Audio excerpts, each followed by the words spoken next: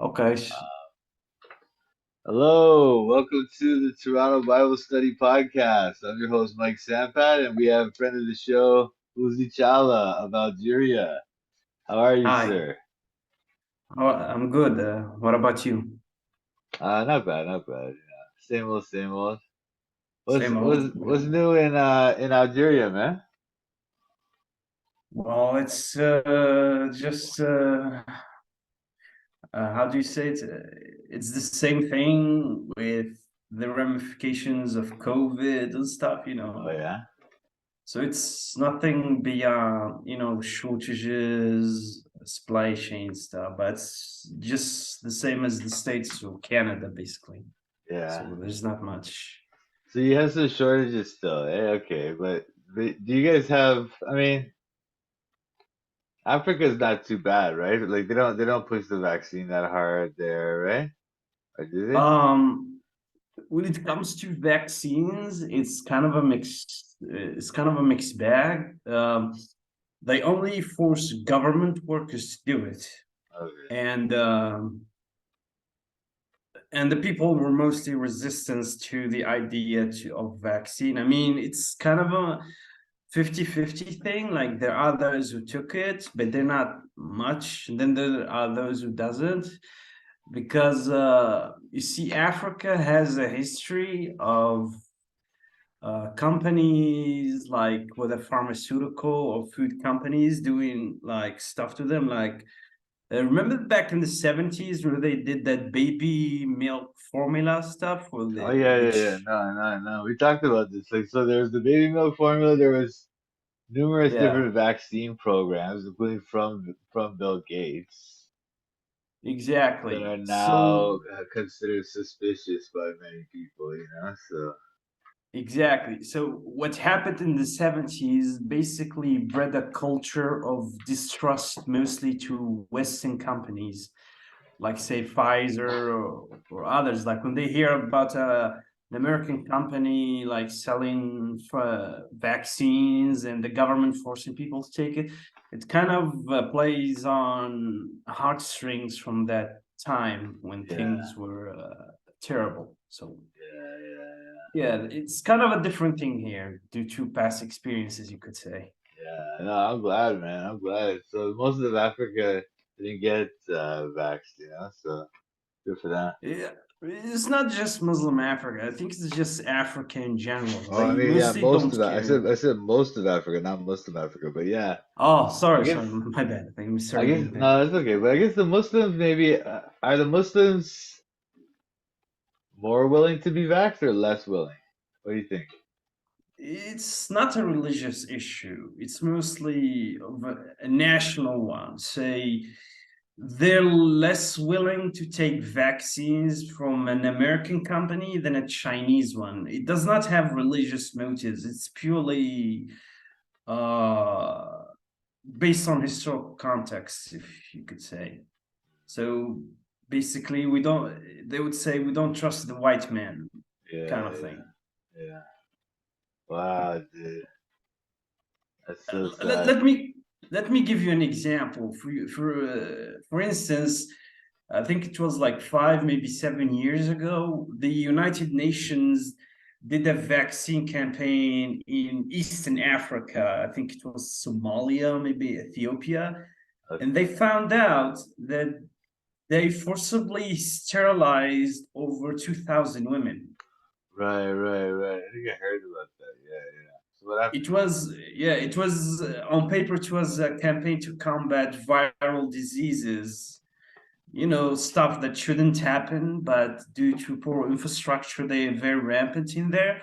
So the United Nations bankrolled the campaign to vaccinate the people, and it backfired spectacularly, as you might imagine. Yeah, yeah. Wow, Yes, man. it's stuff like this that keeps breeding more mistrust towards Western institutions within, like in agriculture or pharmaceuticals.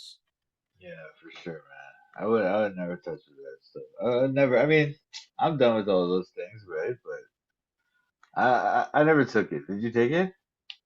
Nope. Yeah, yeah, yeah. I'm not gonna take that thing, man. This is weird now. At this point, it's just weird. Like it would be, I would say only 5, maybe 10% of the town maybe might have had COVID, and that's at the very peak of Yeah, the infections, maybe 10 or 15%, and it only lasted for like 6 months and then it went away. I mean, between the deaths or the infections, it wasn't like a viral thing. I mean, one of the things that helped us is that we're mostly an isolated entity. You know, there are yeah, countries like that are isolated. Take for example North Korea or Georgia right. or you know, most African countries don't have high infection rates because the commercial activities between them and the West is like minimal. It's like very very small. Like, why would the United States or Canada have high levels of disease? It's because the constant movement of people and stuff, that kind of thing. Maybe I don't know. Most people would say it's genetic, but it's mostly just I you don't know, know, man. people going here and there and Yeah, infecting. yeah, yeah. You know what they took? You know, they took down my like the first time you and I talked. Yeah, I gave my opinion of what that virus is, and then they took down my video, right? yeah, Now, I have a I remember. video on my thing now, which is called but Science, the Bible, and the Deadly Virus. If you wanna check it out, where I explain Yeah, it sure. more carefully. I go into their paper and everything, yeah. The Yeah, paper they published when they discovered this thing and how they claim to have proven it exists and stuff. I wonder if yeah. YouTube will take that down too. You know, they might, but anyway. There is as well the Veritas project where they expose one of their CEOs basically admitting they manipulated the virus and remove and like uh you know, unleashing more strains of it into the general public to boost sales. Oh, really? Yeah, Yeah, it's called the Veritas project. They basically yeah, got him on tape, like admitting the whole thing, yeah. and he Are you like serious? freaked. I know Yeah, that I'm guy sure. James. His name is James White or something. No, not James White. But I don't know. I know who Veritas Project is. I know who they are. You So can look it up on YouTube. Like he basically assaulted the journalists when they confronted him. He really, yeah, assaulted them. Yeah, he caused like a huge scene. He basically, so what they did is that they got him secretly on tape. Like you know, like what is a honeypot scheme is like when they yeah, pretend you're dating someone or like yeah, catfish and stuff. So yeah, basically, they set up a date and started like slowly asking him questions about his job and what he does, and he bragged into the camera. He said, like, right, we do this, we take the whenever the virus levels like go down, we manipulate it and then we release it into the public and then we wow, sell more vaccines and then we make it it seems like you wow, know, that kind of thing, like media manipulation, yeah, stuff yeah, like that. yeah. Wow, dude, I didn't know about It that. was When was crazy. that? When did that come out? I haven't been looking at the Maybe a news at all. month ago, maybe two Uh, weeks ago. okay, Like, I'll check it out. like Huh? he's on YouTube. Like it was a 10-minute Yeah, I know who video. he Like, is. I know who he is. I know yeah. that channel. That guy always does good. He has decent reports. Yeah. And the video is so clear, like it's like you feel it, it's like in its in HD, not like those undercover reporters thing where everything is grainy. Like it's Yeah. all clear, the sound, the picture, everything. Hold on, let me see this thing. Oh, okay. Pfizer CEO. All right, let's look at it, man. Let's watch it together, okay? Go ahead. All right.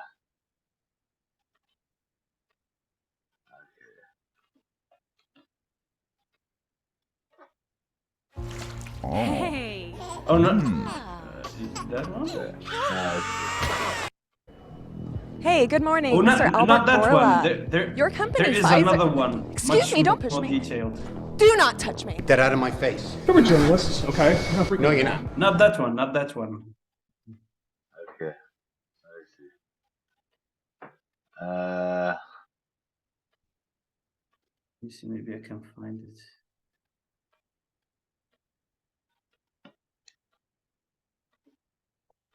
They show him in a restaurant. okay.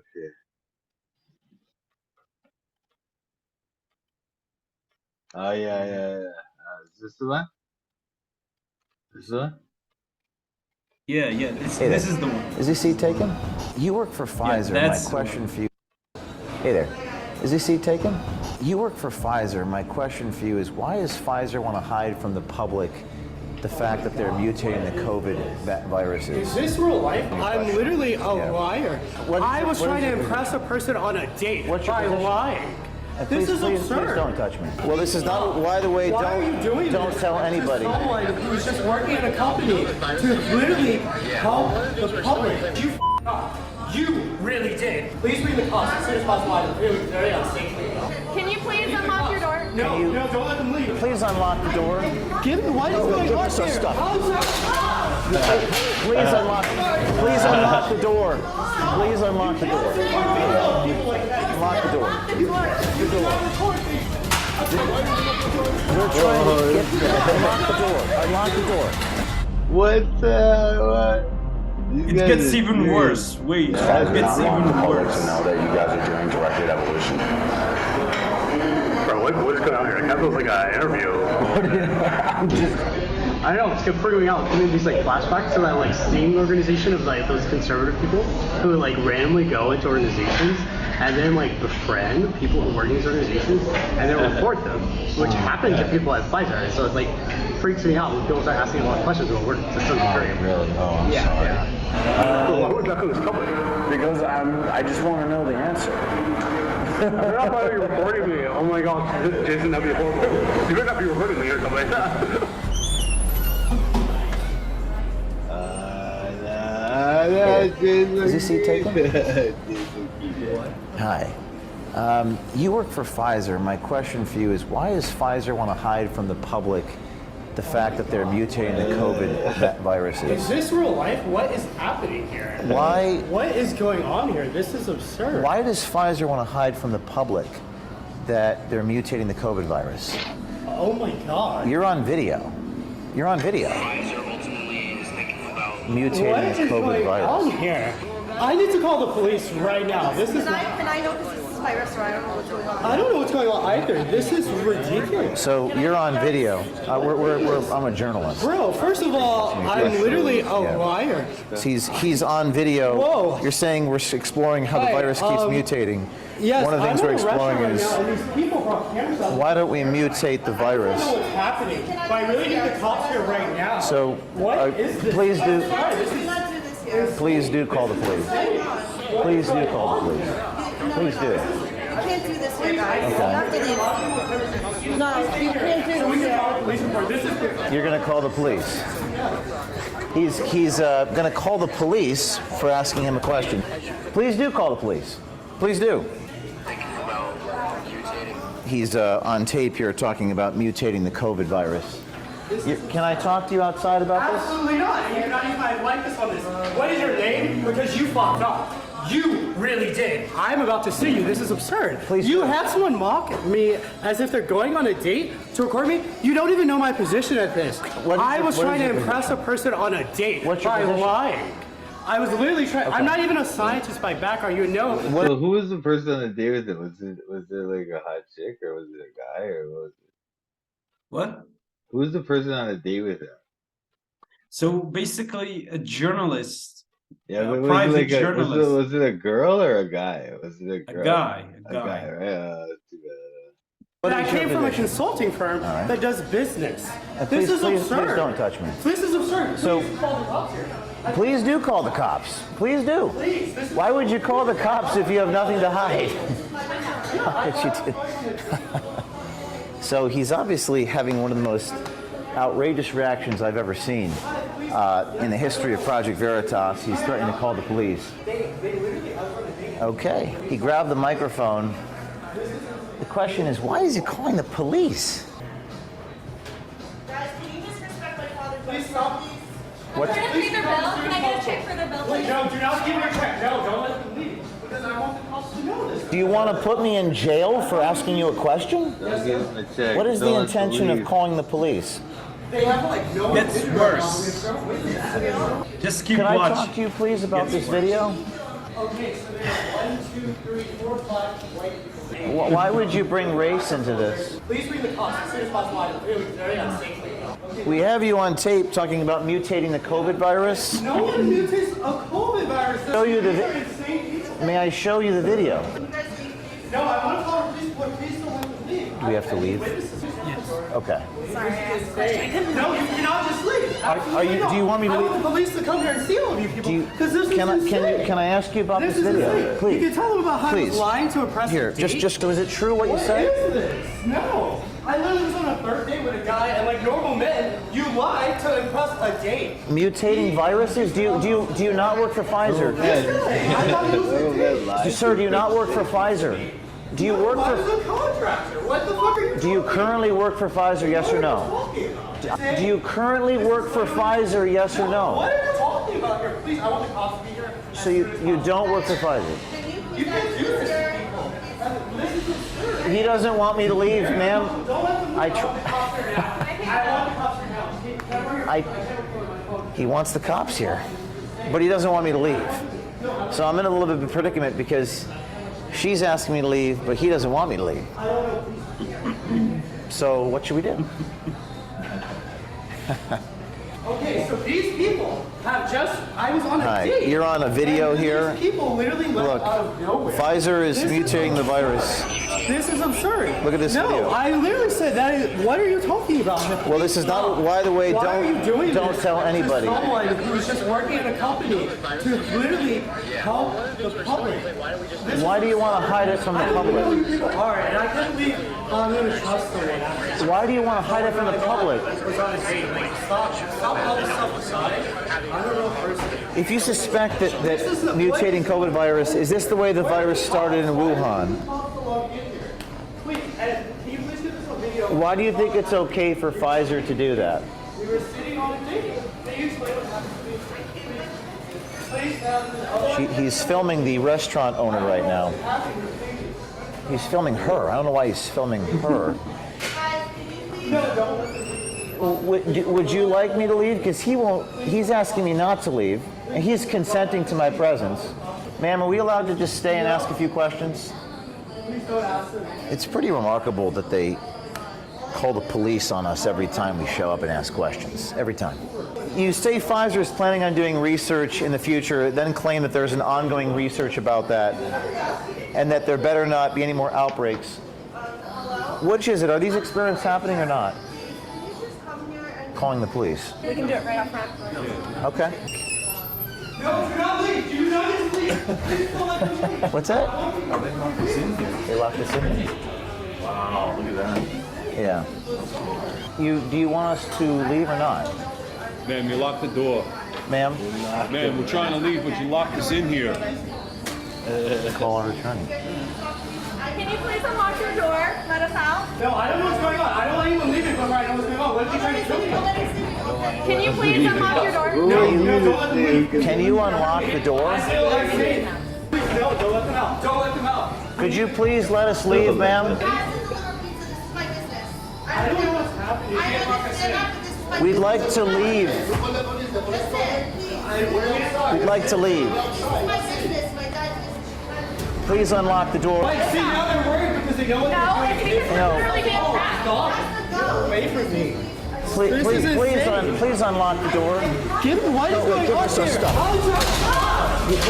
Please unlock the door. Please unlock the door. Unlock the door. Unlock the door. Unlock the door. Unlock the door. Unlock the door. Unlock the door. This is remarkable here. Thank you. Thank you. We're trying to unlock the door. Unlock the door. Unlock the door. It's not okay Unlock to the door. people like that. It is not. Stop. Let go of me. Now you're hurting me. What is going on here? You cannot just record people like that. Come on. It's not okay. Come on. It's not okay. Let's go. Let's go. Come on. Let's go. Let's go. Come on. We're in New York City. This is remarkable what you just witnessed here in the restaurant. Come on, guys. Where's the car? Where's the vehicle? Keep walking. Come on. This is insane. You just witnessed one of the most remarkable interactions ever. Do we have Keep the watching. iPad? So It's we're getting worse. into the vehicle now. Where's our car? Yeah, it does. Oh, no, here it goes. Here it goes. That's not them. Stop. Come, stand right there. No. Stop. He's charging the guy, charging. You can't make an arrest at this point if you don't have the victim right here. Okay. 'Cause if he was here, you'd arrest that guy? If he was here, yes. Oh, then we could just walk away then. Not worry about it. If that's what you guys want to do, then yes. What the hell, man? That's bizarre, dude. That's bizarre. Yeah, it made quite a fuss when it came out, and obviously some people like started coming out of the woodwork calling it fake. Yeah, of course. Despite the obvious evidence of who he is and what he said on camera. Right.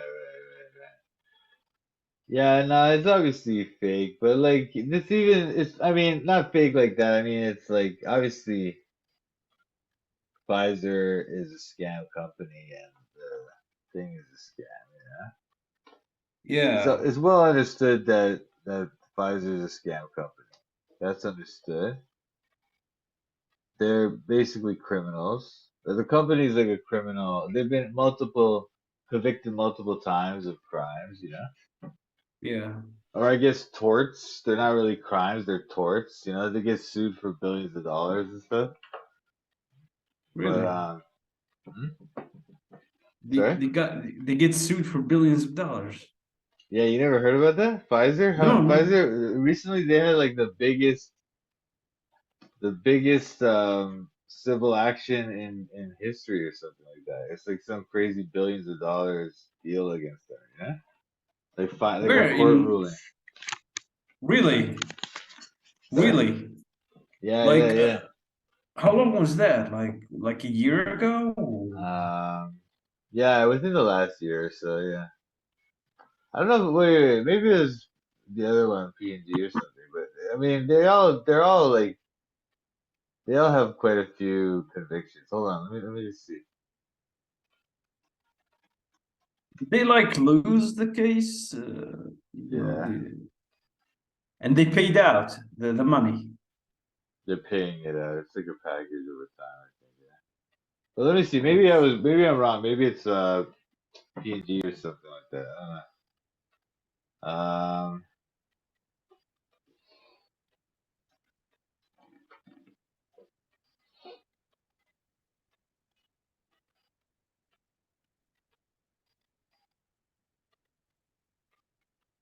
Well, there's one. Look, they have to pay a criminal fine of 1.195 billion.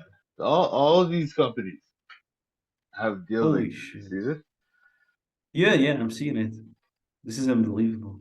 Largest criminal fine ever imposed in the United States for any matter. For any matter. Holy shit. Okay. I mean, there's other stuff too. 2.3 billion in fines, penalties, and settlements for illegal marketing claims and allegations of fraud for the promotion and sales of arthritis spectra. Yeah, it's another one. Holy shit. Tons of stuff like this, man. All of them, every single one of these companies, This every is single crazy. one. This is crazy. This is like. So that's what I mean. Like, yeah, they're all like that. Yeah, it's crazy. It's really crazy. But it's deeper than that, man. I'm telling you. That's why. Yeah, look at that video I made, man. Science, the Bible, and the deadly virus. But it's like you might think it's dumb, but it's actually true. Yeah. Like it talks about the coronavirus or like disease in general. Well, I mostly talk about that thing, that you just said, which I hope please don't say that stuff anymore because the algorithm brings it back around. The C If you word. say those words, yeah, if you say those words, Yeah. the YouTube algorithm, they'll find me, right? And then they'll listen to this thing and then they'll take it off. You know what I mean? Oh. All right. Supposedly that's the story. I don't know. I took it like I don't know, man, because they have taken down my videos before. You know, they took down Let's our call first it. time. Yeah. Let's call it the crown virus. They Yeah, won't yeah, find out if it's yeah, called yeah. the crown. It's Yeah, much. just call it the crown. The crown's fine. Yeah, the crown virus. Don't even say Maybe virus. Don't even say virus. Don't even say virus. Just call it the crown. You know, that's how bad it is. But whatever. disease. Maybe I'm just paranoid. Yeah, yeah. But anyway, Actually, YouTube did the similar thing. Like they have this new policy where in the first 8 seconds of the video, they hear the algorithm will try to detect anything you say. Like if you say something like say the F word or the C word, right. you will get automatically penalized. It happened like 2 weeks ago, I think. They instituted this new policy. Yeah. Like many famous YouTubers like got penalized over saying the F word. Just Wow. yeah. That has to be in the first 8 seconds.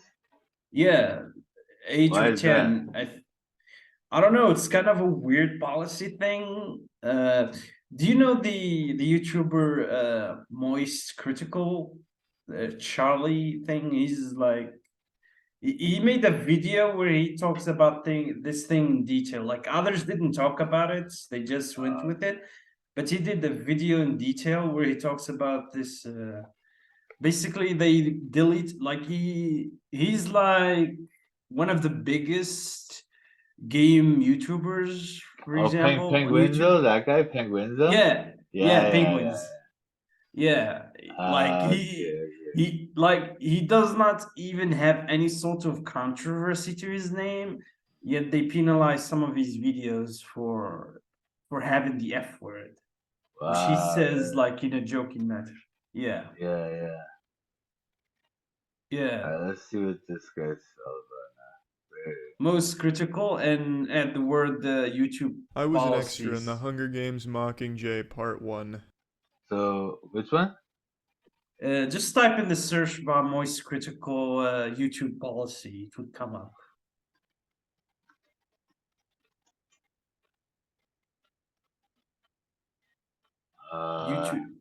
YouTube policy. No, the general search bar, not the. Oh, the general one. Yeah, add the word YouTube policy.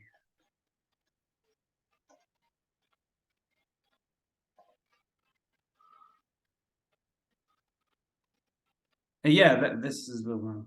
This one? Yeah, that's one, I think. Yeah, if I'm not mistaken, that's the. Did you know that you can make a full-time income from YouTube without ever trying to grow your own channel? Stop everything you're doing right now. I don't care how important it is. I have news that'll blow it out of the water. And trust me, you're going to want to get this sitting down. So if you're in the operating room watching this, it's time to put down the scalpel and pay attention.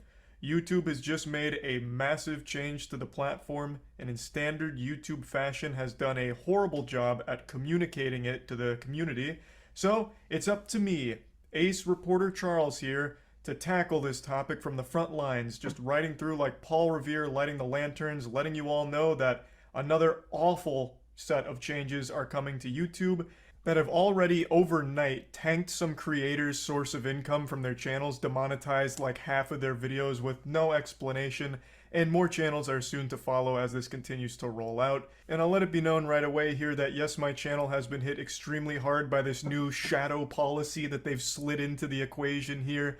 The policy is, if you say any swear word or anything less than proper in the first 8 seconds of a video, you instantly get demonetized for it no matter what. There is no wiggle room. If you say anything that's not squeaky clean Weenie Hut Jr. and you let that rip in the first 8 to 15 seconds of that video, well, you're just getting blasted, and there's nothing you can do about it. Now, to a lot of you, hearing that's probably not surprising because the previous policy that all YouTubers were playing ball with was the first 30 seconds you couldn't say fuck. You couldn't say anything super hard like fuck.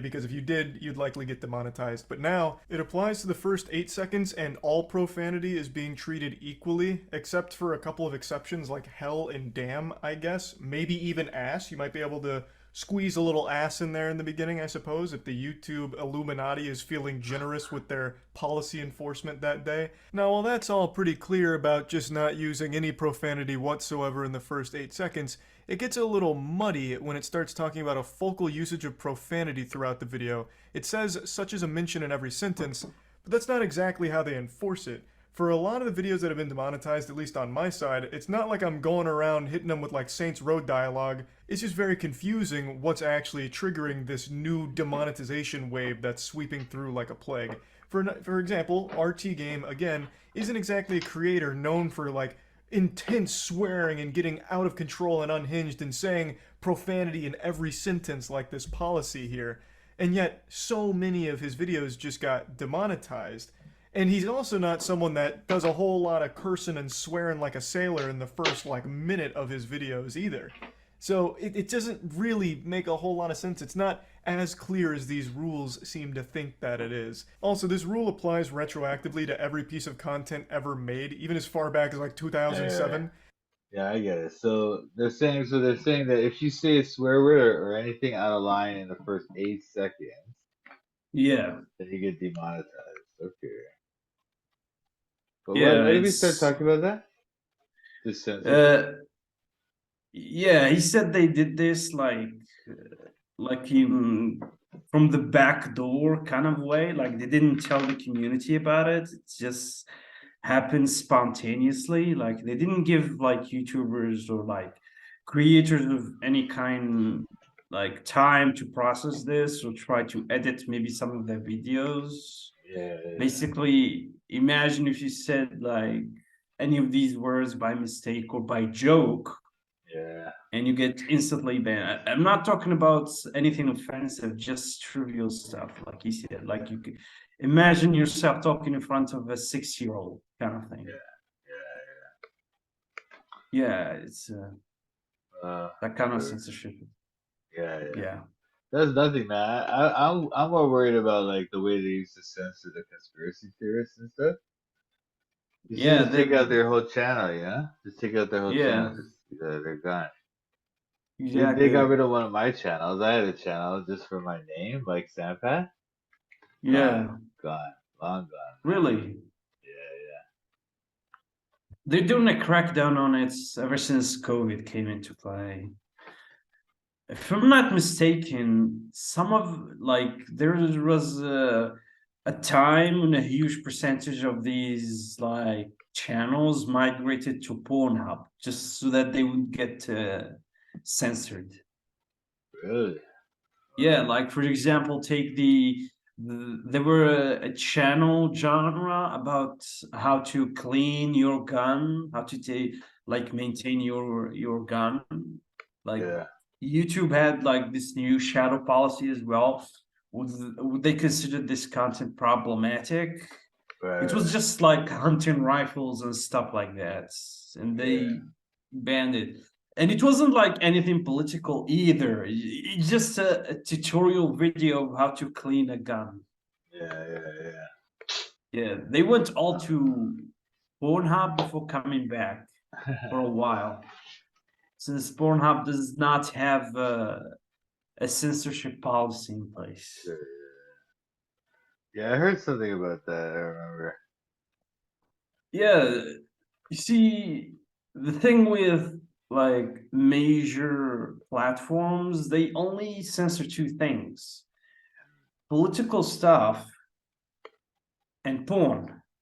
They would ban porn because banks would not deal with platforms that deal in erotic content. Take, for example, Reddit. Reddit was the second most platform that had a huge content, like pornographic content.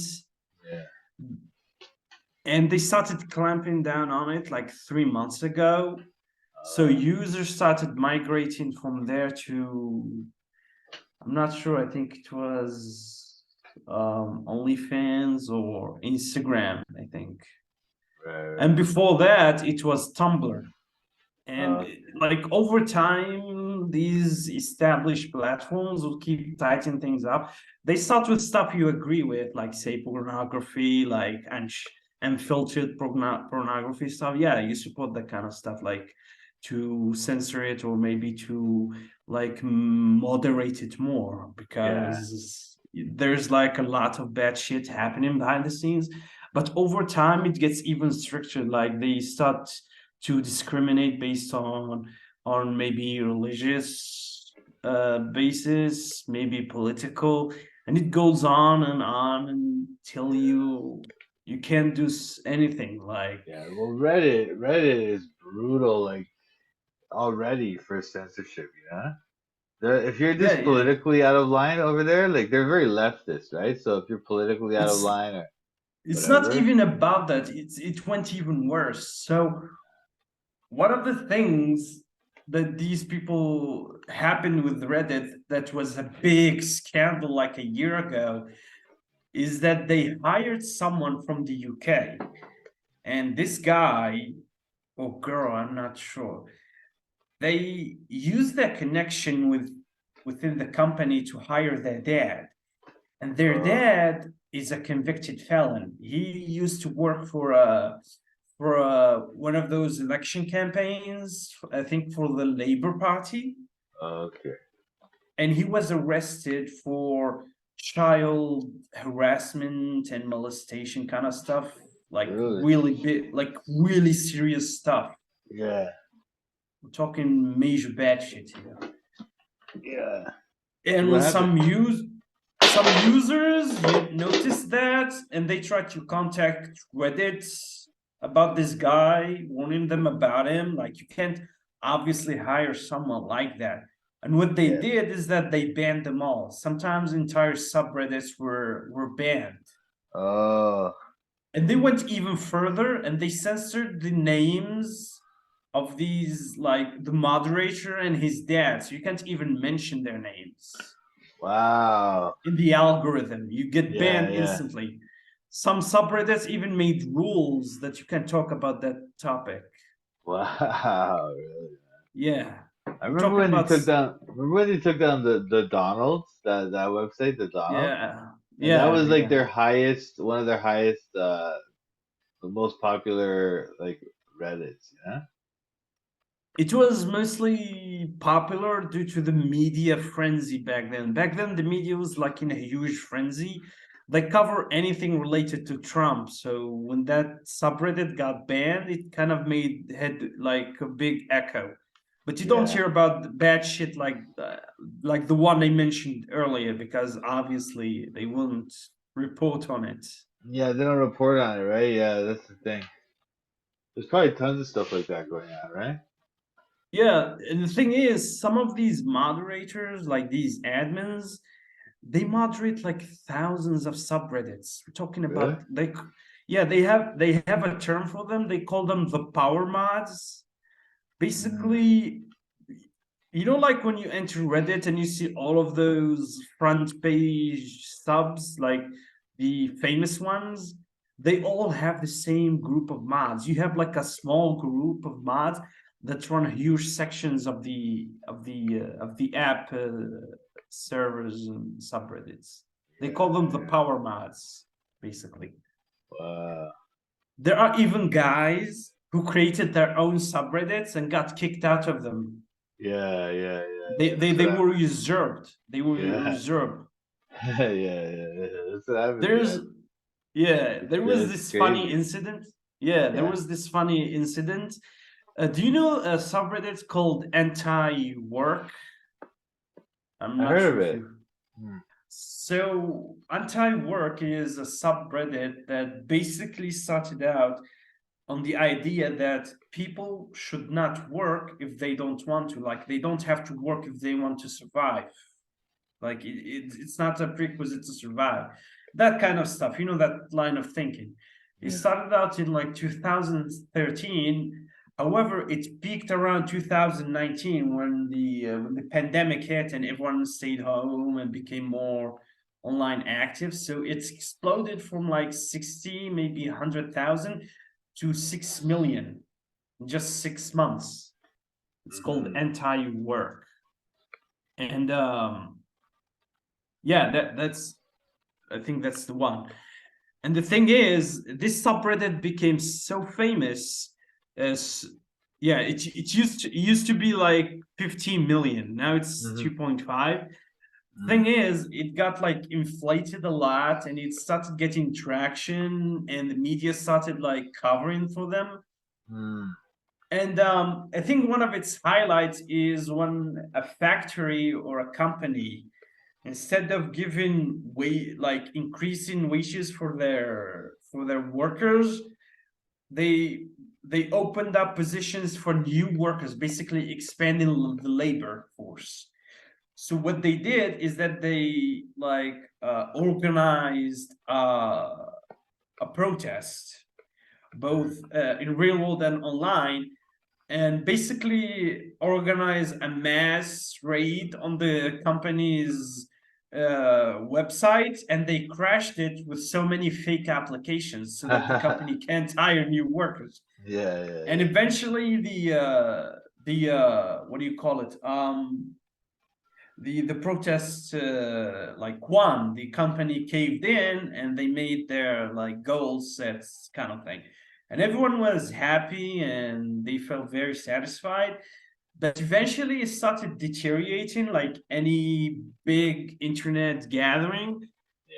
A lot of people started posting like one of the average things you see online is people posting their screenshot of their conversations, their inbox text with the bosses. Basically, he tells you to come Friday to do X and X, and you say no, I'm doing Y, and I'm doing I have plans, I have a fiance, I have a family, stuff like that.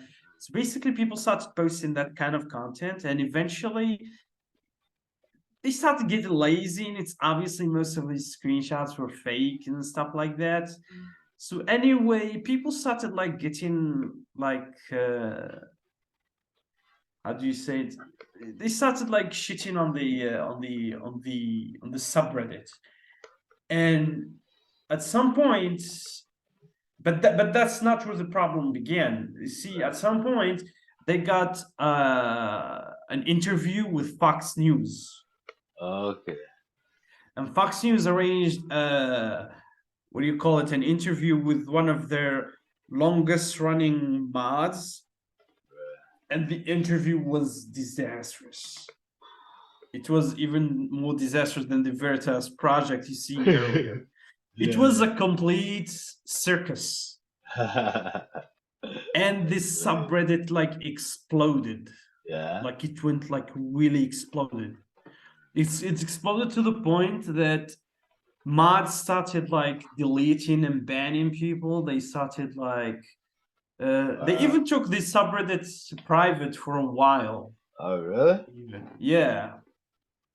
And then over time, then another guy, what he did is that he went on and created his own subreddits. Right.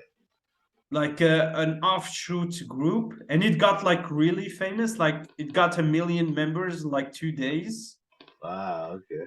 And then he got kicked out of it. Yeah. They took his sub. Let me look it up. Yeah. Okay, let me send you the video. There's this video, you're gonna love it. I'm gonna post it in the chat. Right. You should watch it. It's fucking, it's so humorous. Let's watch it right now. Yeah, let's watch it. You will love it. I just seen it earlier. It was hilarious. Yeah. Yeah, it's in the text chat. Okay.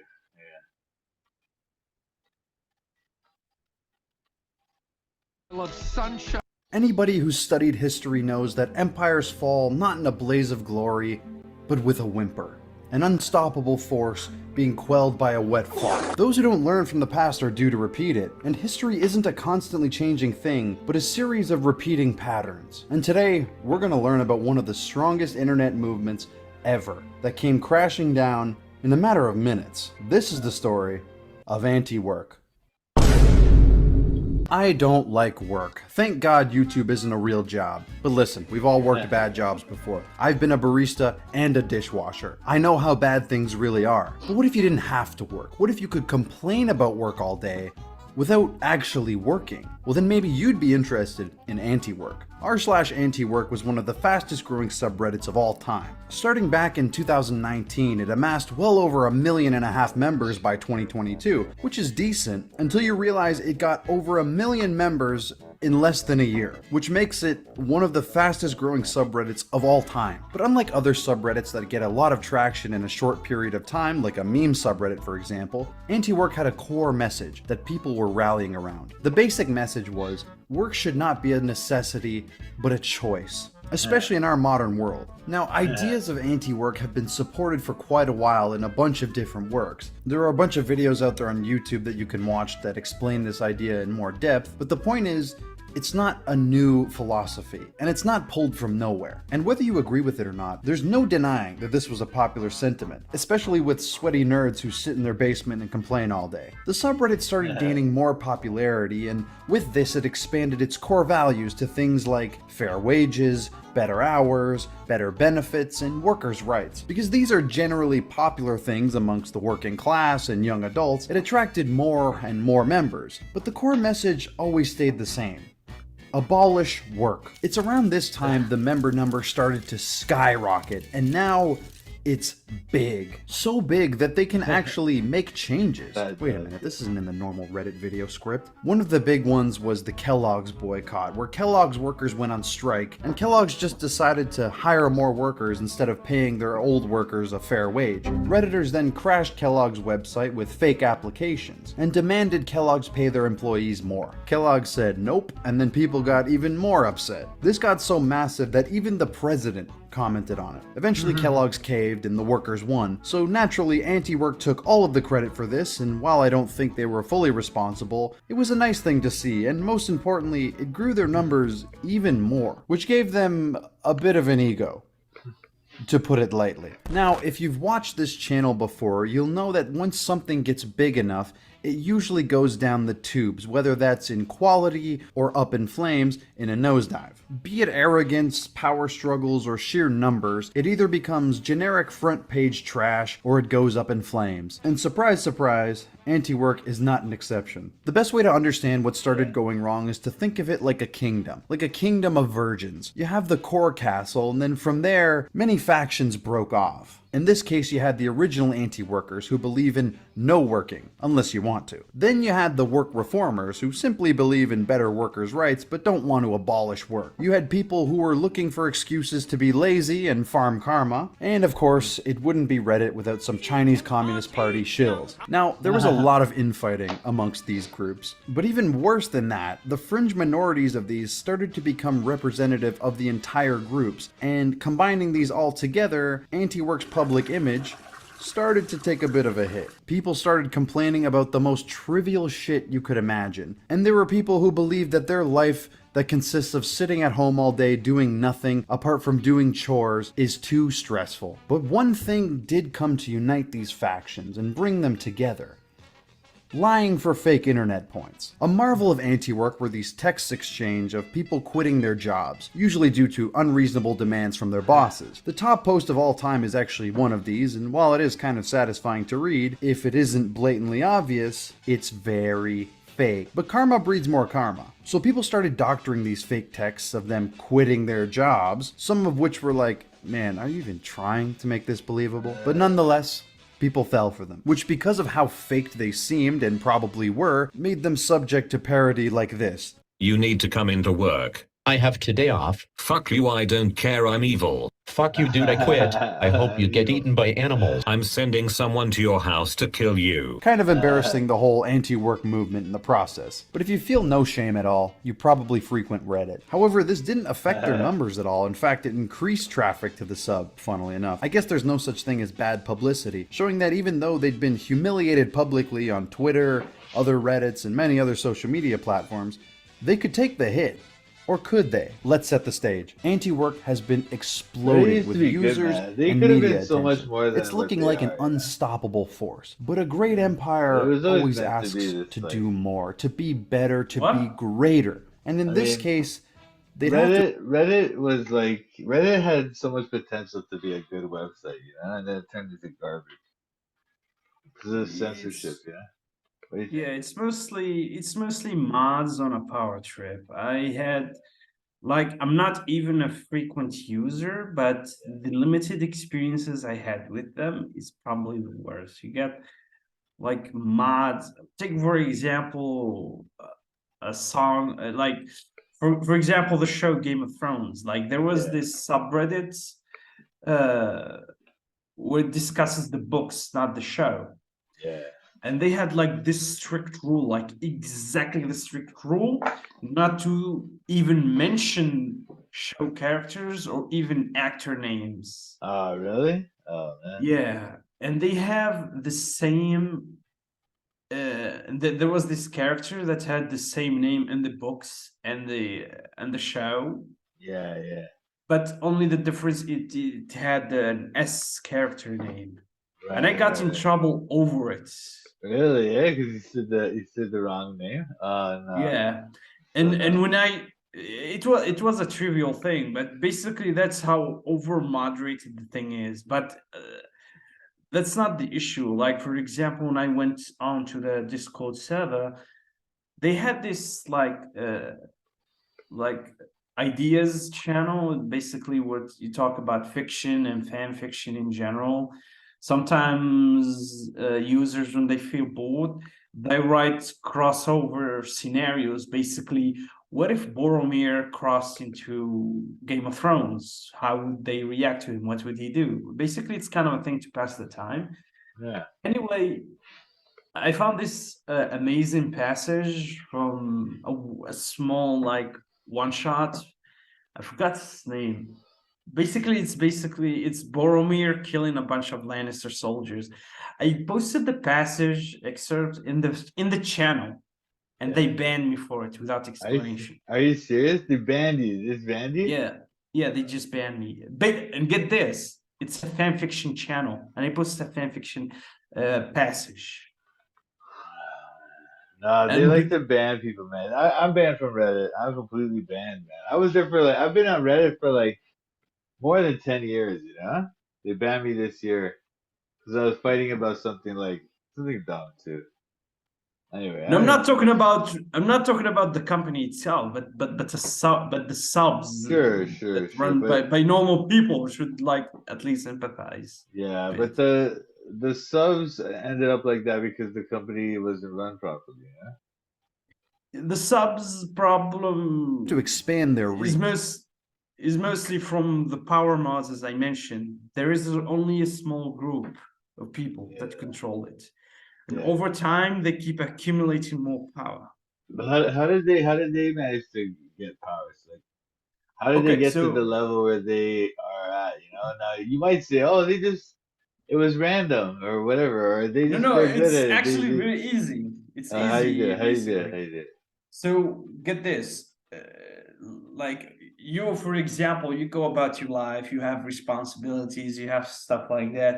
These people don't. They don't even go outside. Basically, in Reddit, if a sub like had a post where it had offensive content or content against terms of service, you have to like moderate it. You have like say remove it or edit it, stuff like that. Right. And obviously, Reddit is not like Facebook. They don't have automated algorithms. So you have to moderate your own sub yourself. But you can't be up for like 24 hours. Especially for example, there are like subs out there like that has millions and millions of users, and you have like hundreds of thousands of posts submitted every second. Yeah. Crazy, So what happens is a guy comes in, he shows you how many pages he's moderating, and he offers to moderate yours. I mean, he's doing it for free. He's not getting paid, and he's offering to help you enforce rules that you made. So you obviously would say yes. And over time, they accumulate this power and they kick out the original founders. Watch the video and you'll see an example of it in the video that you're watching. Right now. Let's finish that video. Yeah. It gets even more hilarious. Their goal was to get on a mainstream news outlet. Now, they'd been mentioning this in passing, but this was more than that. They wanted to get a representative of the movement to show their ideas to the world. They'd had a few small radio and TV gigs here and there, usually limited to local news stations, but nothing serious. And unfortunately, most big news outlets didn't really want to give them a shot. Apart from one, Fox News. The polar opposite of their message. The ultimate enemy of anti-work. But they are one of the biggest news stations in America. Sometimes you have to sleep with an enemy to expand your hubris, but they'd have to send in their best soldier, their David, in order to fight the Goliath of Fox News. So they picked their longest running moderator, somebody who could be a beacon of their message. I would just say, stay tuned. The day of reckoning will come. January 26th. 2022, the day of reckoning. They eventually got the spot on Fox News, and, well, let's get into that. Now let's break down this interview because it's a doozy. First off, the man giving the interview, Jesse Waters, Fox News anchor, and while not the top dog, definitely a known face. Now there's a chance you might recognize this guy even if you don't watch Fox News. This is because he conducted the legendary BG Cumby Antifa interview, where he pretended to be an Antifa member, essentially making a mockery of everybody involved, and it's a very funny interview. Was the horse a racist Trump supporter? Yes. But Waters has learned from his mistakes, as you're about to see. He's also known for bringing in these ridiculous characters to make fools of themselves in kind of a trollish way. A red flag for sure, but it's an obstacle they would have to overcome. Hello, my majority male audience. Did you know that 2 out of 3 of you will experience hair loss by the time you're 35? That's where today's sponsor, Keeps, comes into play. Keeps is here to deliver you generic pharmaceutical meds at half the price of the other companies. It'll ship right to your door, and they have 24/7 care and support, so if you ever have any issues or questions, you can always contact them about your hair loss. To get 50% off your first order, go to keeps.com/ghostgum or click the link in the description. That's keeps.com/ghostgum. And with that, let's get back into it. Now let's talk about the interviewee, Doreen Ford. Username Abolish Work, Reddit moderator, work hater, and masturbate, coming on to share the message of anti-work with millions of people. She has 2 goals here. Preach the message of anti-work and don't get caught in a trap. Pretty simple. So let's go, question by question. I'm gonna paraphrase it a bit to keep it concise, but if you wanna listen to the full interview, the link is in the description. Waters asks, why do you feel you should be getting paid for doing nothing? Doreen gives a very long-winded answer that boils down to, we don't want people to be forced to work in conditions they don't want to, but we are not fully against work. Waters follows up with, well, you're not being forced to work. You can quit whenever you want and get another job, right? He also says, I don't understand really what this is about, except it sounds like maybe people are just being lazy. Which is followed by, so I think laziness is a virtue in a society. Laziness is a virtue. Now, it would be very easy for Waters to step in and slam dunk this person right now, but he knows the art of war. Never interrupt your enemy when they're making a mistake. They then end up moving on to working hours, where Doreen talks about appropriate working hours, to which she states she works 20 to 25 hours a week. Waters asks, what do you do? This is the moment where everybody watching this video collectively facepalmed. So I would like less work hours. And what do you do, Doreen? I'm a dog walker. A dog walker. Forex.com, the #1 Forex broker. The Fed is raising the interest rates, signaling trading opportunities. But it gets worse. And while I could describe it, I think it's better if I just show you. I would love to teach. I would love to, work with people and stuff like that. What would you teach, Doreen? Philosophy mostly, just introduction to philosophy, critical thinking, stuff like that. Okay. And the interview ends on this note. I think this might not be the greatest idea, but who am I to judge? To each their own, they say. It's a free country. Now, I don't know about you, but this was hard to watch. I have a big stomach for cringe, and This was tough to get through. I've had to watch this many times to make this video, and it never gets easier. Seeing somebody get interviewed on a major news outlet with zero preparation and zero social awareness, taking the bait that everybody knew was coming and just completely bombing. It really is a historical moment. So word got out on Anti-Work about the Fox News interview, and at first the mods seemed happy about the job and were actively promoting the interview. The community, however, didn't. But I mean, why are they shocked? One of the Anti-Work moderators went on to an interview doing zero work to prepare for it. Why are you surprised? Now, after this interview, you had one of two reactions. You had a laugh at the insane cringe, or you were angry. And let me tell you, most of the people on Anti-Work were not happy. Remember how I talked about the factions earlier? Well, turns out a good chunk of these people were not happy with a mod going on Fox News in the first place, either because they don't support Fox News or they knew this would happen. Originally, the mods were quick to remove any comments calling out this disaster of an interview, banning people, removing posts, deleting comments, standard stuff. Although the banning was not very effective and it was very slow, especially when the posts were getting so many upvotes and so much attention. They had a full-blown mutiny on their hands. People with legitimate concerns claiming that this ruined the sub's image, and then there were people going in there to troll. Come on guys, it's not funny. Okay, it's a little bit funny. People saying that this made them look like lazy, unemployed losers. I mean, it's literally called Anti-Work. So they said, fuck it, nuclear option. Subreddit has gone private due to quote-unquote brigading. It was eventually restored with a nice 4-step reopening plan for a subreddit proposed by a 21-year-old unemployed anarchist. You can't write this stuff. I couldn't make this up if I wanted to. They removed the mod who went on Fox News to appeal to the masses and tried to do as much damage control as they could. But unfortunately, the people were fed up. People tried to blame Fox News, saying that they were acting in bad faith. And it's like, yeah, of course they were. A mainstream news outlet acting in bad faith. Wow, this is news to me. With the hardcore censorship going on in the main subreddit, it just fed into the stereotype of the movement. So people did what they did before, split off into factions.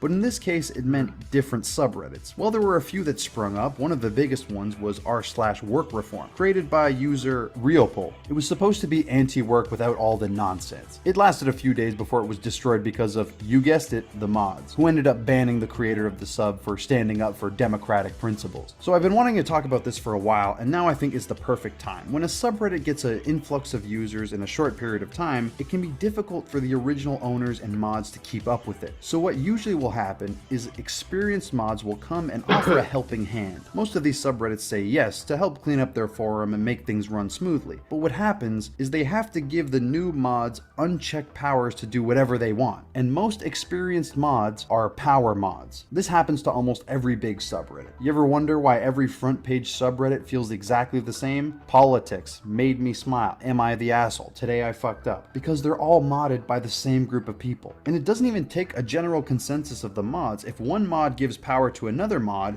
it can completely change the sub. Two good examples are Dark Jokes and Reddit Moment, which are shells of what they used to be due to mod abuse. This exact same thing happened to work reform. Power mods got involved due to the main guy being unable to moderate for over 500,000 people, and I don't blame him, especially when he's making the standard Reddit mod salary. But seeing what the subreddit started to turn into, he got upset. This guy said he believes in freedom of speech and democracy, that even if people disagree with the core message of the sub, they should be allowed to voice their concerns and have discussion.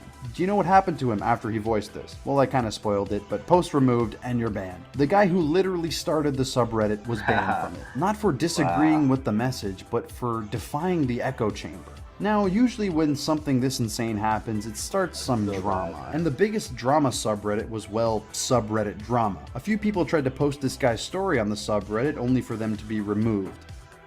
Huh?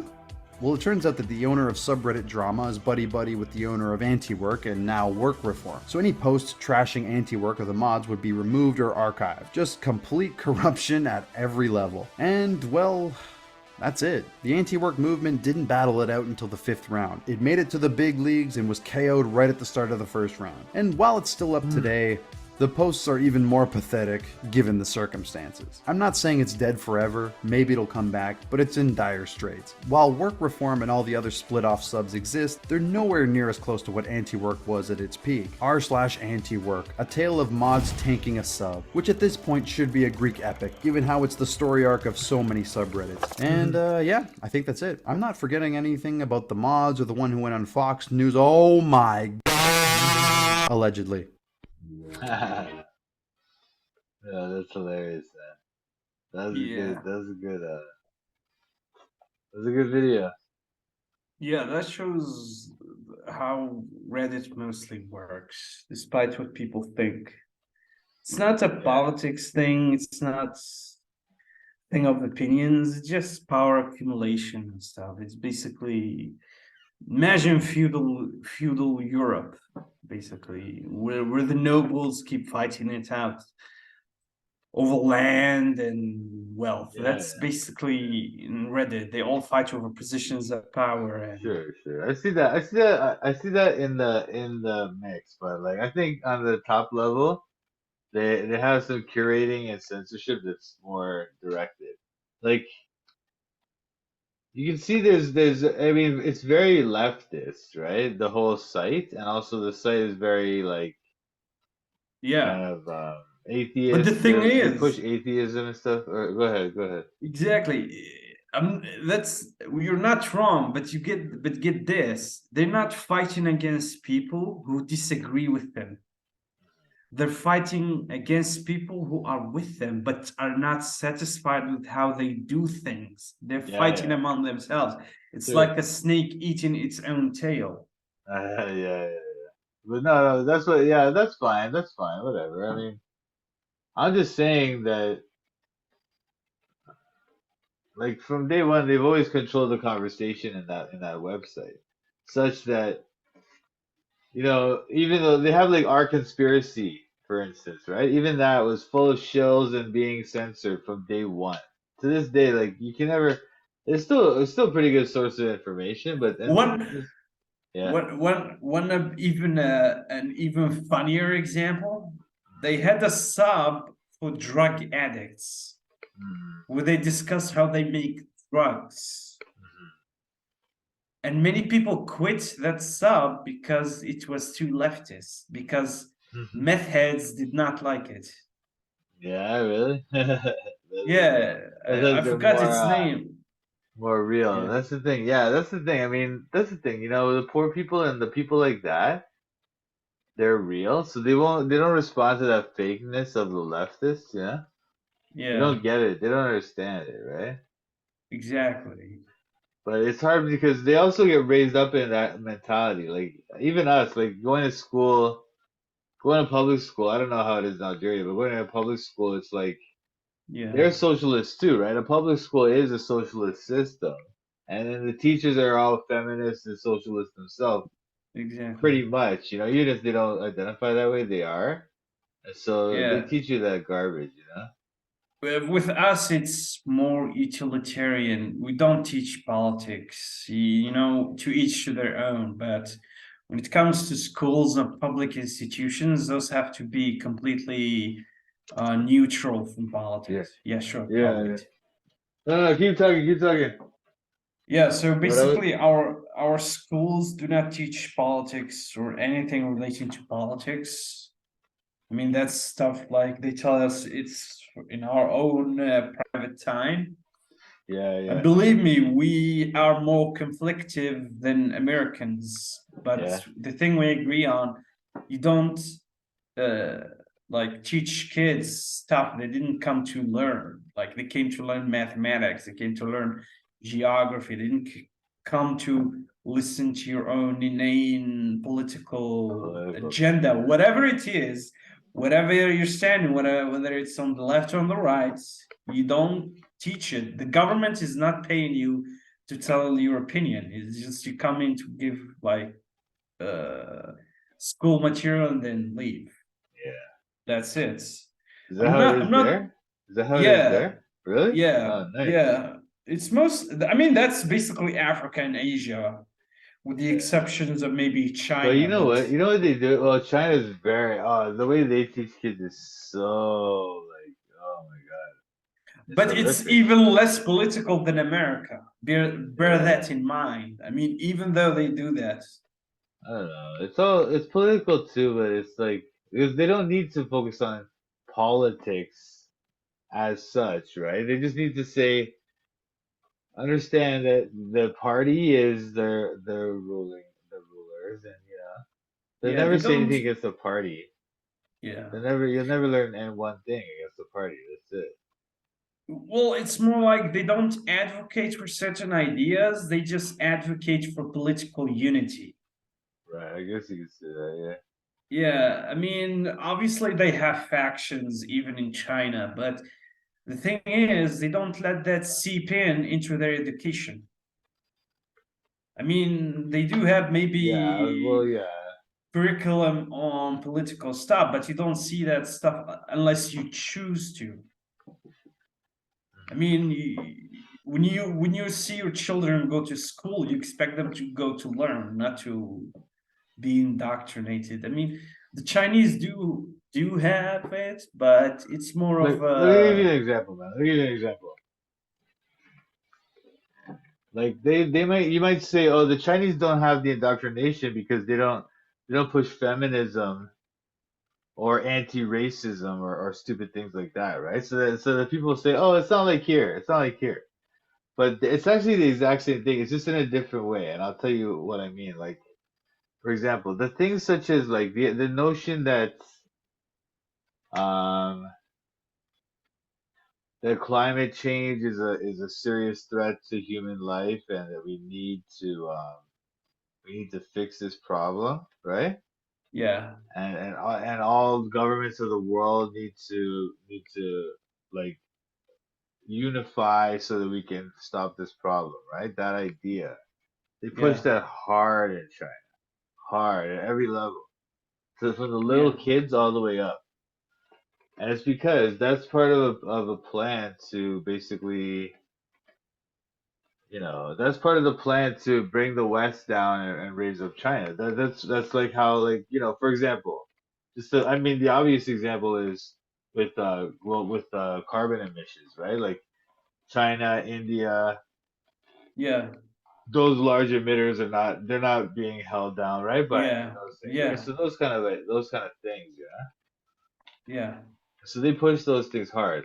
Other UN initiatives they push hard too, and COVID they push hard. All those things. Oh, sorry, I shouldn't have said that. The crown. the crown disease. Yeah, they push that hard, bro. Yeah, the thing with that, the guy who represented WHO, he was nominated and lobbied for by China. Yeah, I know. Tedros, right? Yeah. Tedros. He's a communist, right? Yeah, he's from Ethiopia or something, right? He used to be the former Minister of Health in Ethiopia with a big background with scandals and stuff. He was the perfect candidate for China. Initially, they denied the existence of COVID in the first 2 months. Oh, really? Because China had this stupid idea that they can control the infection rate, that they can isolate and then slowly smother it, not to spread too much before anyone found out. And then that doctor blew the whistle on it. The WHO was like an accomplice in this. They tried to suppress information about it as well. Of course they're an accomplice. The only question is, anyway, you know what? So, like, I don't want to talk about this thing too much because they're gonna take my thing down. But anyway, I know, of course, they're accomplices. Of course, the WHO's accomplices with China. Now, the question is it just those two, or is it the whole world? And I think it's the whole world, basically, all the governments of the world, or at least all the big ones. But whatever. Well, basically, it's like this. It's more of a multi-pronged takeover, like a hostile takeover. So what China does, you see, when Donald Trump was elected in 2016, he did a big mistake when he pulled funding from the UN over political disputes, that kind of stuff. But what he did not anticipate is China stepping in with money and obviously strings attached to it. So they started pushing their own people into public institutions.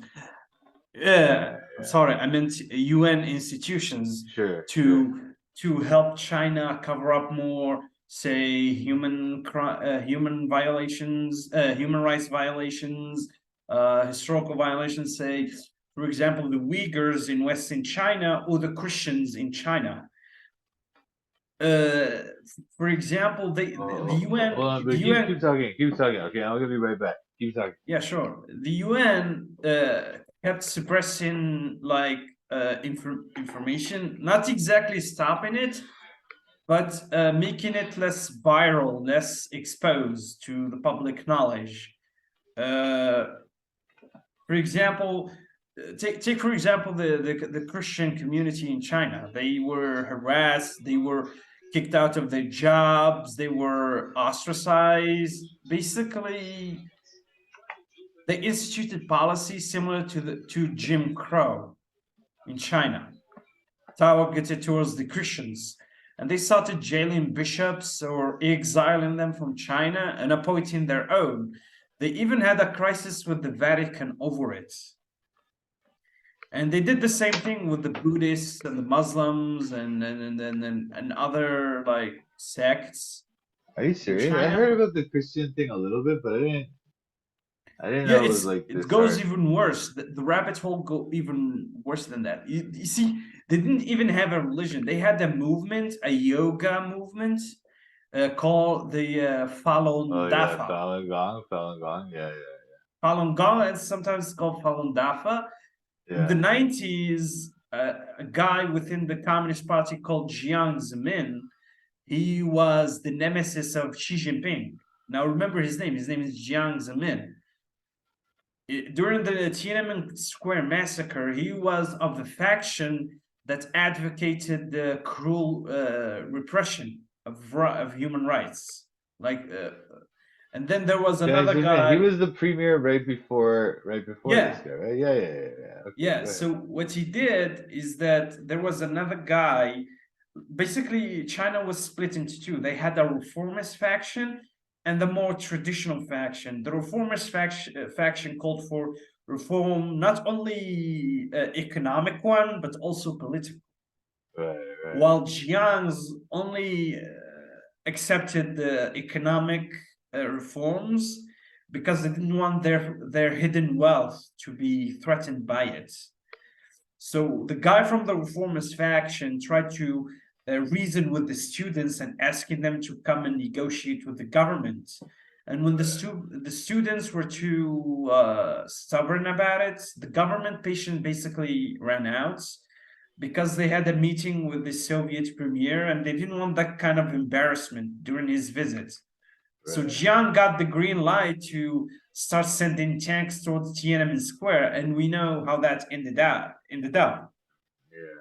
However, that event paved his way towards power because he used it to ascend further over the hierarchy of the party, eventually becoming premier, which began his reign of terror against religious minorities.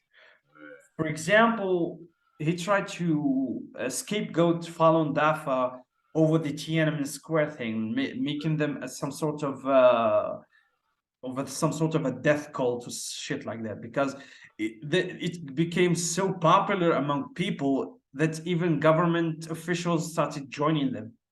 It was a yoga. It was basically a glorified yoga class. And one of the policies he did is that he sent them to labor camps, and then he started harvesting their organs and selling them on the black market. And from there, he went from the Falun Dafa, he went to the Christians. Although his treatment of them was a bit lightened to compared to Falun Dafa, because he knew if he goes too hard, obviously backlash would come from it. And then from there, he went to the Uyghurs, the Buddhists, and all kinds of minorities. Basically, what he did is that he replaced all the religious leaders with one appointed from the government. For example, the Dalai Lama designated a guy born in China as his heir. However, China kidnapped the guy and he disappeared and appointed one of their own. Yeah. That's That guy's probably how dead, eh? Yeah, he's either dead on some black sites, Yeah. one of the many. So basically, China is repressing religious freedoms pretty hard, but Jiang Zemin was one of the most brutal dictators of his time. I mean, not even Mao Zedong persecuted religious minorities as much as he did. Really? Mao Zedong? Are you serious, man? Come No. on, man. I mean, Mao Zedong mostly focused on intellectuals and other elites within the government. But what Jiang wanted is to raise Christianity and Islam and Buddhism completely from China. You see, Mao did it out of political reason. Mao did it like in a way to preserve his own power. Jiang did it like out of spite, Yeah, Mao did it like to everyone. Like basically, Mao hated everyone equally, while Jiang hated Abrahamic religions in general. Oh, okay, interesting. Because they see them as a threat. Yeah.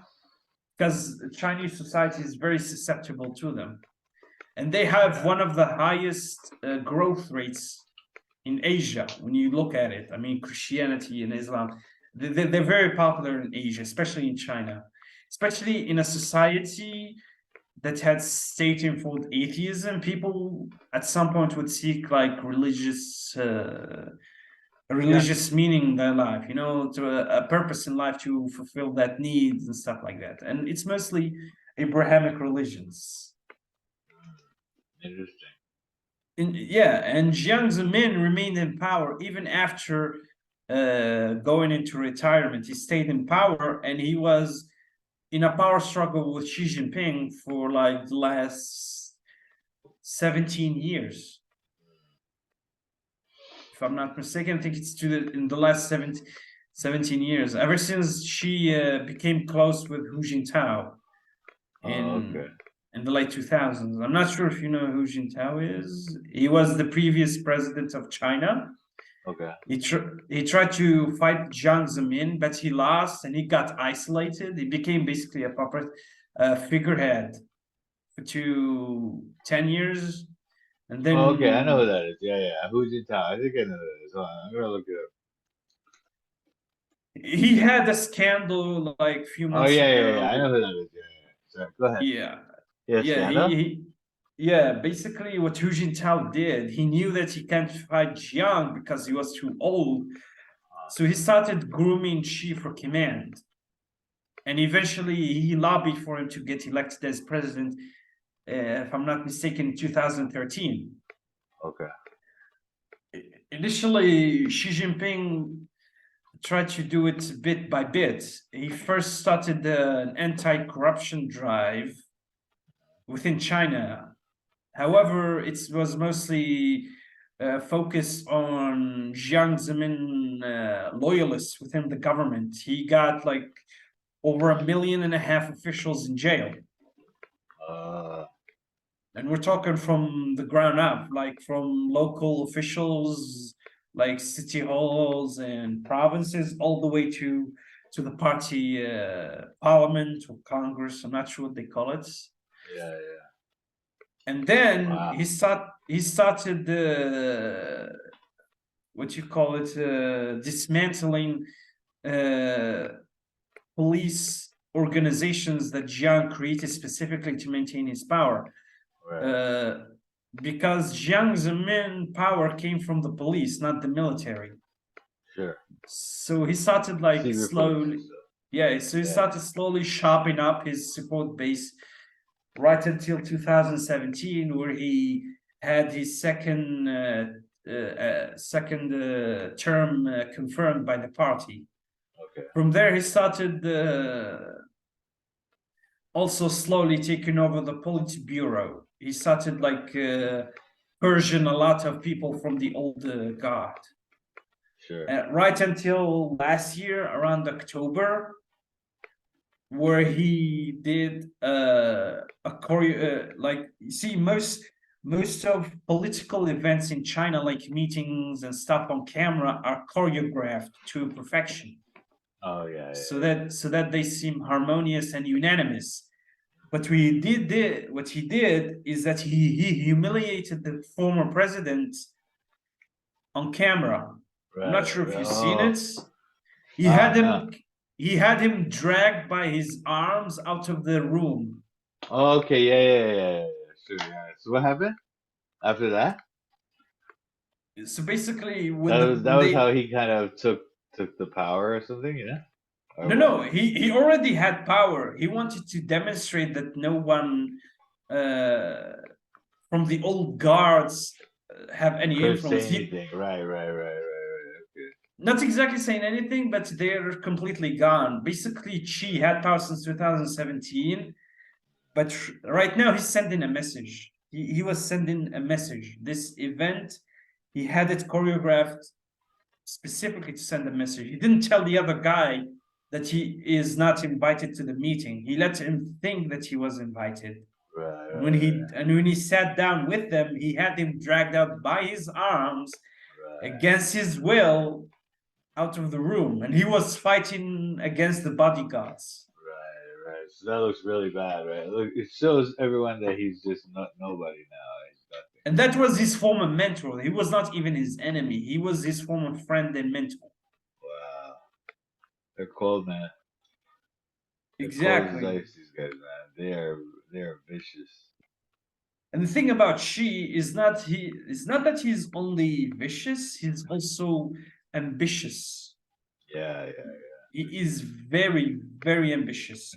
Which he did probably one of the most genius moves against the West, probably since like early 20th century. You see, like when Hitler like tricked the Allied powers to let him annex the Rhineland and Austria, like remilitarize the whole region. Yeah. Like he tricked them. What he did is that he bought his way into Europe. So what he did is he went to Eastern Europe and he started buying up politicians in there. For example, he went to Greece, a country that is suffering from a severe economic crisis that has been going on for the better part of the decade. And he started like investing billions upon billions upon billions of dollars in Greece. Now, that was not out of his goodness. He was doing it as a part of his Belt and Road Initiative, but also to sow chaos within the European Parliament and the European Commission, because he had Greece veto any sort of European unified response to China, say condemning his acts or maybe applying sanctions on China. He basically bought all of Eastern Europe plus Greece. He is a master manipulator. He takes advantage of local prejudice and rivalry at the same time. For example, Greece and Turkey are the most, like, they hate each other like to hell and back, but he managed to get them both to sign up for the Belt and Road Initiative. Yeah, true.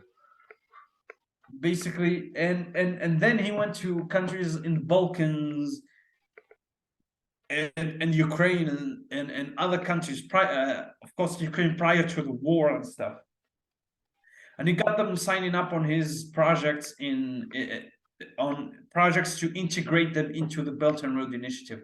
Basically, what he did is that he had a whole network connecting from China to Russia to Europe. But he started circumventing Russia as well. Yeah. He even had kind of a small Cold War with Putin at some point. Right. Sure, I heard about this, but what do you think is gonna happen with the Belt and Road thing now? Well, the Belt and Road Initiative is maybe the Ukraine war and everything. Like, actually, the Ukraine war gave China the best opportunity it has. It was the best thing that came out to China because it gave them several God-sent miracles they could ask for at the worst time they had. Okay. Basically, okay, so prior to the Ukraine war, China had several tensions with Taiwan that almost escalated into war, which prompted the US and Europe to start sending weapons, arms, applying sanctions to China. And then when Ukraine happened, all of the focus shifted from Asia to Eastern Europe. Right. That's one. Right. China now can do whatever it wants without media exposure. Okay. Now, secondly, China, back in the day, it had to deal with the Arabs for oil and gas, and obviously Russia. But now it can get oil and gas at rates even much cheaper than they were during the oil crisis. Really? During the mid-2010s. Basically, right now the oil is selling at like $75, sometimes $80. Really? China gets it at 50. What? Per barrel. Yeah. Yeah. Why? They're doing. So basically, when Europe applied sanctions to China, to Russia. Yeah. Oh, Russia China. Yeah, China got it. Yeah, so Russia lost one of its biggest markets, and that puts it in a very economic bind because it would sow chaos. They lost the biggest money earners. What they did is that they turned to China, and China took advantage from that. Right, okay. So what China offered them, China told them, I can help you circumvent the sanctions and help you get money into your coffers to remain afloat, but they had to get preferential rates on oil and gas. Yeah. India did the same, but not as much as China. They didn't get premium good rates as China. Sure. Because they don't have the clout. They don't have the clout, Yeah, and it gets much worse. You see, back when Trump had the trade war with China and forced them to buy American gas. Right. And American gas is obviously much expensive than Russian one, or even the one from the Middle East. So now that China is more self-sufficient from Russia, what they do is that they buy the gas from America and they sell it to Europe. Oh, okay. Because Europe right now is getting most of its gas from from tankers over the seas. So what they had to do is that they turn it from its gas form into its liquid form, transport it overseas, then send it to specialized places to turn it again from liquid to gas, and then come to Europe. And that's obviously expensive, and China is taking advantage. Now they hit it a double combo against the West. So what Trump did is that he got China even richer. Obviously, he didn't predict that, but obviously the Ukraine war gave them a miracle. Yeah. They are focusing the blow on Europe and at the same time profiting from it. That's the second miracle. Now, the third miracle, and not many people know this, outside of Europe, the US, and Russia, those are the biggest arms manufacturers in the world. Yeah. Now, one of the most sought after fields in arms manufacturing is obviously the Air Force, warplanes and such. Sure. Now, back in the Soviet Union, how it designated its arm manufacturing is that each country handles a certain section of its arms industry. Now, Ukraine was responsible for the aviation industry. Okay. They have one of the most, if not only, the best aviation engines in the world. and aviation designs. It's almost at the same level as the West. Prior to the Ukraine war, China tried to buy them out secretly and then have the schematics smuggled back to China. But Trump had it vetoed, or maybe it was Biden. I can't remember which one. But they used extreme leverage they went to extreme pains not to have it smuggled back to China. Now with the war and the chaos, China can secretly buy all that they want, or steal however much they want, because a country at war is obviously an easy target for infiltration. And Eastern Europeans are the most corrupt governments in the world. So it's like Russia in the 90s, where China bought up most of their nuclear program. They bought over 2,000 warheads from them without the US knowing. So that's one of the miracles that China had from this war. Basically, they were at the lowest moment. It's like Putin gave them a golden card. Now, the fourth miracle is on the Belt and Road Initiative.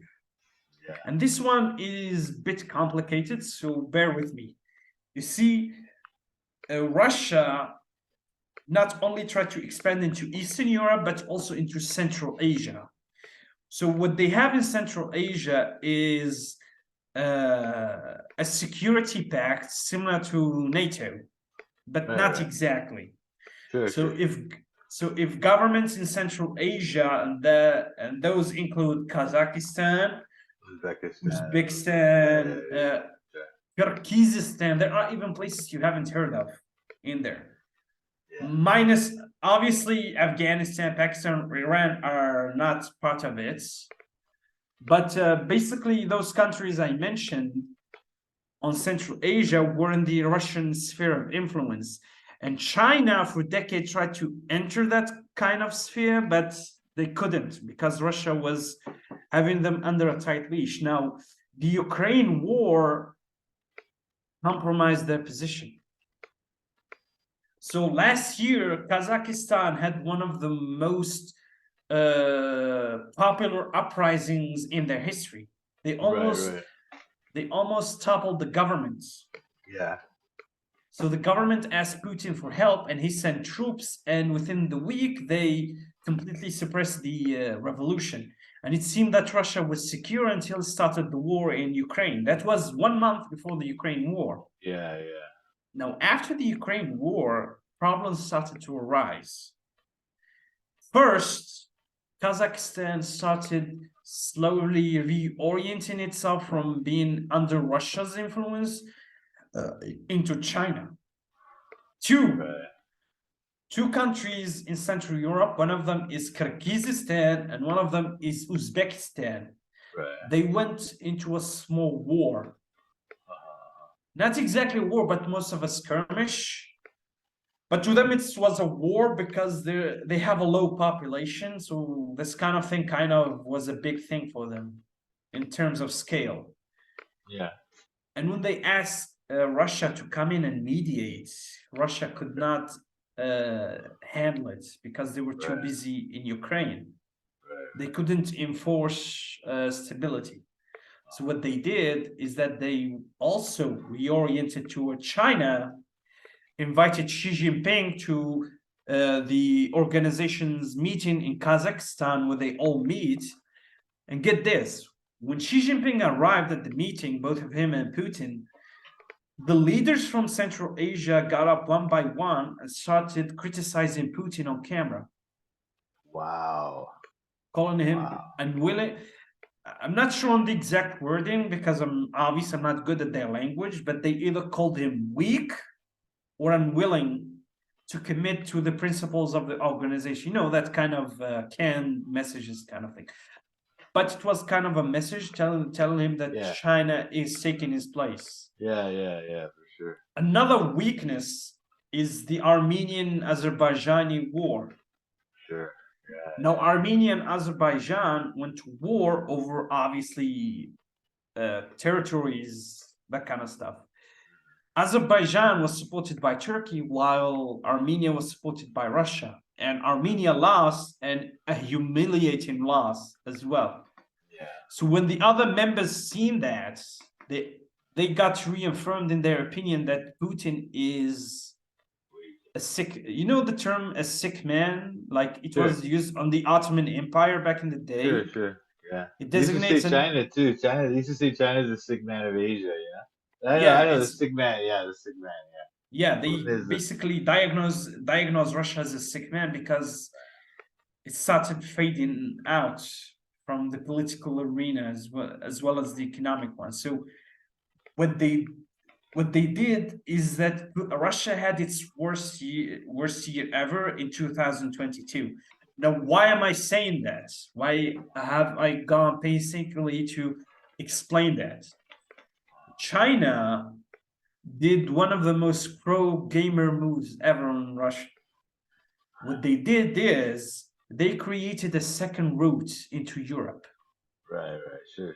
So they had this unspoken agreement that Russia and China would collaborate on the Belt and Road Initiative to help China get into European markets. Yeah.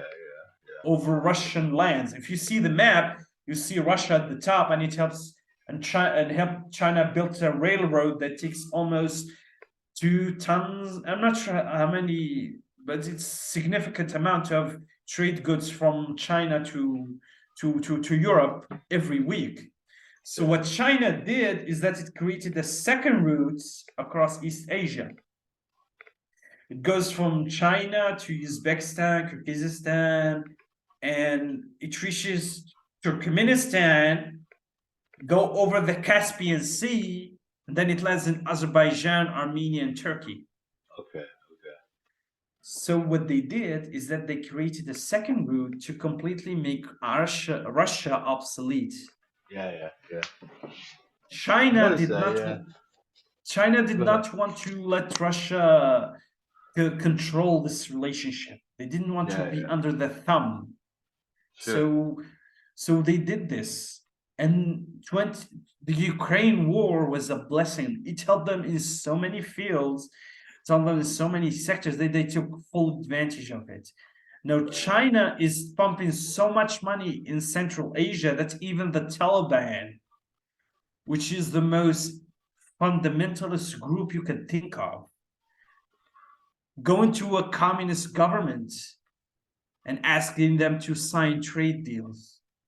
The Taliban. Now imagine the most fundamentalist, xenophobic group ever going to China and begging for money. That's how powerful China got. Now China is also doing projects across Afghanistan as well, because they found they have so many rich rare element resources in their mountains. Yeah. That's why China is the ultimate threat to the West, because when Russia goes toe-to-toe with the West, it does so militarily. But China does it with money. It buys people up. You see, that used to be America's game, and it was good at it. But now China is a different beast. Yeah. That's why. China's crazy. China's got America on the barrel now. In like 20 years, it's gonna be like, basically China is the main economy in the world, right? America will be a strong second. That'll be it. But it's not a sure thing as well. There is also a possibility for the West to rebound from this. Yeah, now, that's true. China could collapse too. There's lots of things that China is like kind of like a bubble waiting to pop, right? What were we gonna say?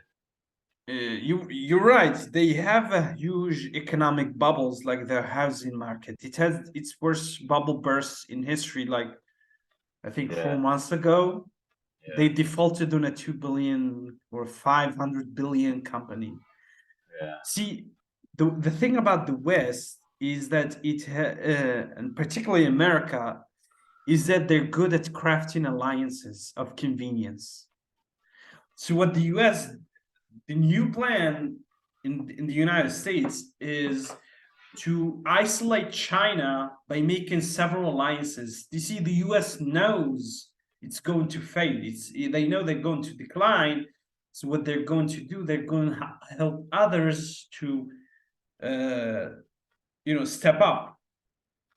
So what they do is that they invited Japan, South Korea, Taiwan, Singapore, other nations to form economic power blocks in order to create a wall around China. Okay. They tried to do that in the Middle East, but obviously they failed. It's the Middle East, you can't get them to agree on anything. But they're doing it in Asia and they're doing it in Europe. But mostly they're focusing on Asia.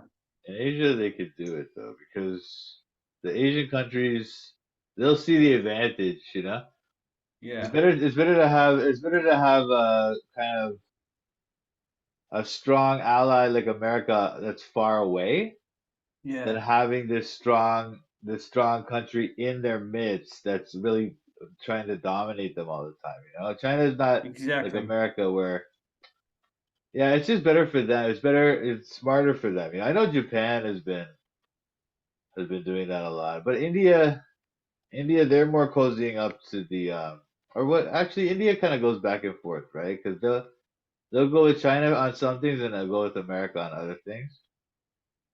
It's weird. India is doing a policy we call the North Korean policy. They're basically trying to benefit from both camps. You see, India is not also an American ally, but it's also a member of BRICS. They're trying to milk both sides as much as they can. Yeah, they call it the North Korean policy because North Korea is the one that came up with it back in the day when China had a split with Soviet Russia. Like they had this schism within the communist camp. Korea did the same thing, but you see, India, that's India's problem. They're doing exactly like North Korea did it. They're benefiting from both sides, but they're not investing it into the infrastructure.